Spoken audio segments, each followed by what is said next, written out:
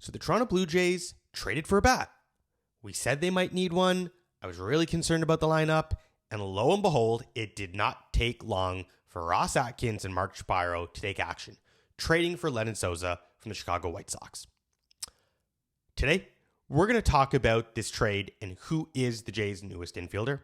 We're going to talk about the staying in the batting order and why I've been so concerned about it, specifically relative to the pitching, which has not been good.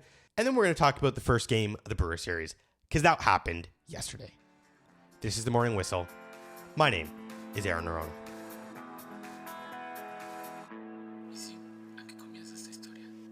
So we've talked about how the Jays lineup has not been hitting well enough.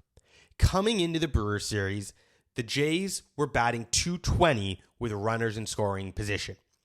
And I was asking myself, why is this? And the answer was really simple.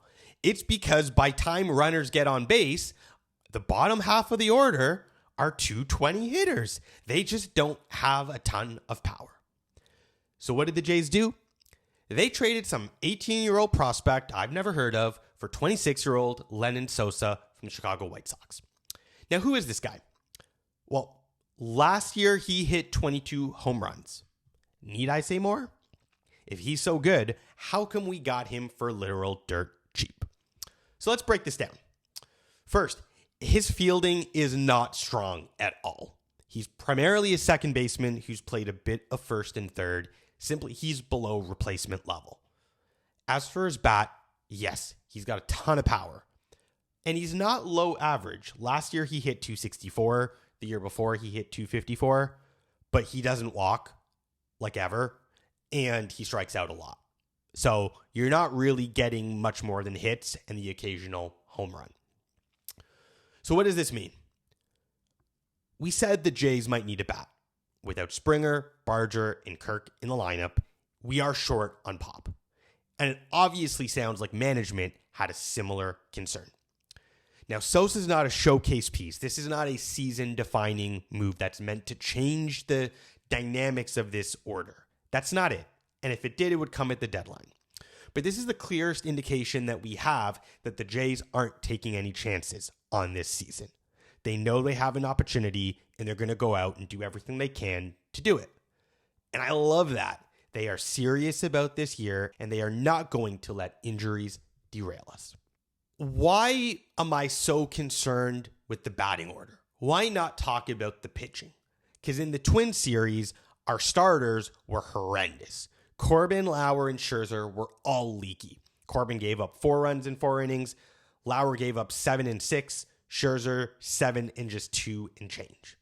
So why am I more worried about the bats? And again, respect to Corbin and Scherzer for what they've done in this league. But they are stand-ins. And even Lauer is only here because we only have 4 starters on the shelf. Savage and Barrios are coming back.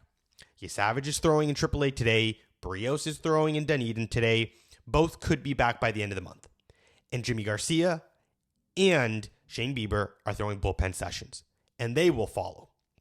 So when those guys come back, if we even get 2 of them, our pitching rotation changes completely. And I have complete faith in Gausman. I have complete faith in Dylan Cease. And I have complete faith in the back end of our bullpen. Here's the thing with our batting order, though. There are question marks outside of our injuries. Nathan Lucas looks like he's forgotten how to hit. Okamoto is going to need time. I'm not going to say he's not ready, but it's going to be a steep adjustment.